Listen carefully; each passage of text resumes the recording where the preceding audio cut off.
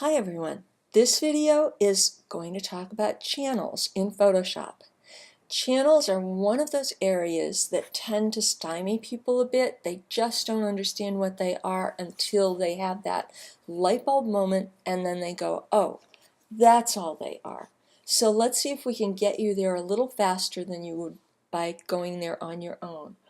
Although it is a little easier to ignore channels these days because Photoshop does so much within the program, there are some situations, especially in making complex selections, where channels are important to you.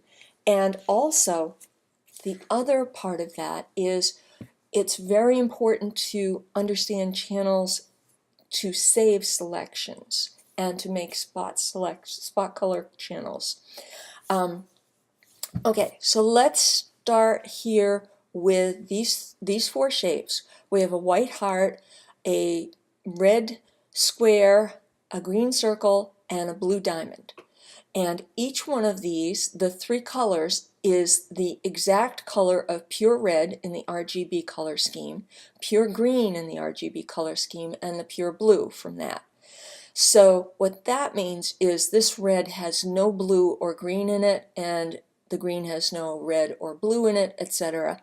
The white, however, has all three colors in full complement because the way you get to white in the RGB color scheme is to add colors together to get white. You add the three colors together in the full strength power of 255 in this case to get to white. This is an 8-bit image, so I'm dealing with 256 shades from the darkest dark to the whitest white, which means I add 255 red, 255 blue, 255 green, and that gives me my white.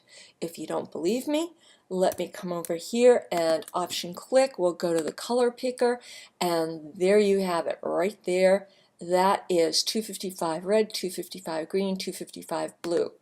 If I go and click on this one, you see it's 255 red, 0 green, 0 blue, and you get the idea. Okay?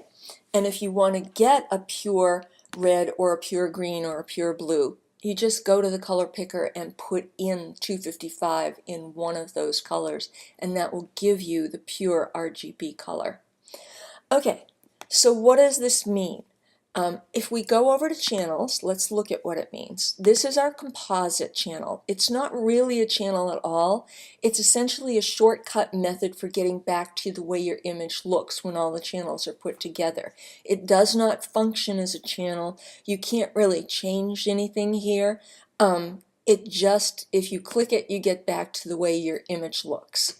Okay, the red channel is going to show me where the red is put onto the canvas. Think of it like a stencil. Like you're stenciling a t-shirt, you have a plastic stencil that covers most of the t-shirt except where the red ink is supposed to go down, and it fits beautifully. We don't have to worry about it seeping out of corners or anything. This one shows you where the red would be put down. So like I said, it's 100% red in the heart, also 100% blue and 100% green, but it's 100% red in the square as well. So this would be where the red is mapped into the image. Everywhere that's white, you've got red, including the highlights because those are lighter than the colors that they're highlighting. Those are just there to kind of show you the shapes of the shapes where they are in the space, so you kind of have a little bit of a map there. I put those on by using the bevel and emboss layer style. In this one, we see where all the green is mapped out. So you've got the highlights of the other two, but the shapes themselves are gone. They've disappeared because there is no green in this blue shape. There is no green in the red shape. There's 100% green here and 100% green here. Okay, and in here we have the blues. All the blues that make up this image, this is where they are on the canvas. So this one's 100% blue within the diamond, and this is 100% blue within the heart. So you add all those 300% together to get white. making this an additive color process. CMYK is a subtractive color process. You take colors out to get to white. It's Crayola crayons. You don't put the crayon on the paper, you have white. If you mushed all the crayons together as hard as you could get pretty darn close to black if you did it, if you knew how to do it and you did it right. It's hard with crayons. It's easier with paint to do that. But that is what you need to think of. These are the colors that make up your image right there. So you don't want to be messing with these color channels unless you know what you're doing. You need to be careful over here that if you come in and make the change here, if I come in and do a change to this, that's not even going to let me change it.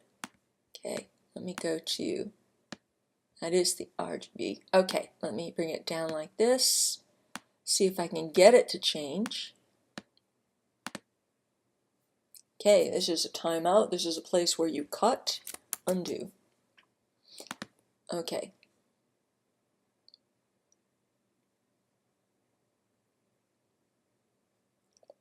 Okay.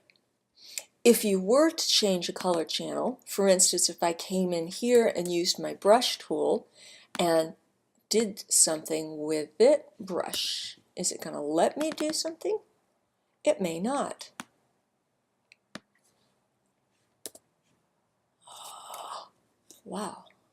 Let me see if I can filter, blur, Gaussian blur.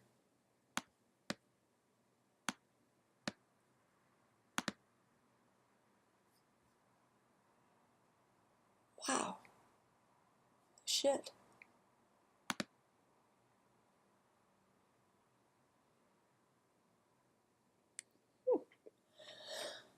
Okay.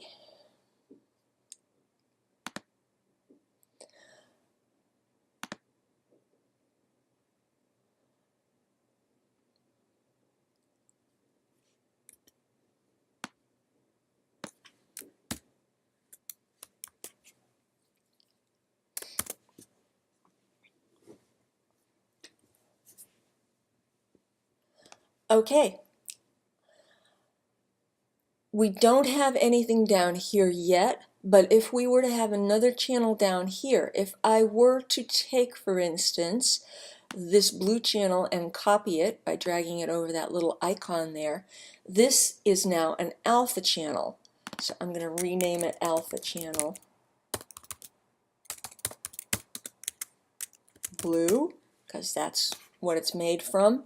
And this one, I can come in and I can paint this if I want. So if I wanted to kind of come in and take out everything but that blue diamond and paint this all with black, what this is doing is showing me a selection, and it's a saved selection. So wherever this is white in this channel, it's a selection. Shall we check that? Okay, I'm going to go click on the composite to get back to my image. If I go up to select and load selection and go down to alpha channel blue, it should automatically select that blue diamond, and it does. The nice thing about that is if I spend much time at all making a selection, then it is saved in the alpha channels. I can always get back to it. As long as you save your document as a PSD or a TIFF, your alpha channels are automatically saved with them.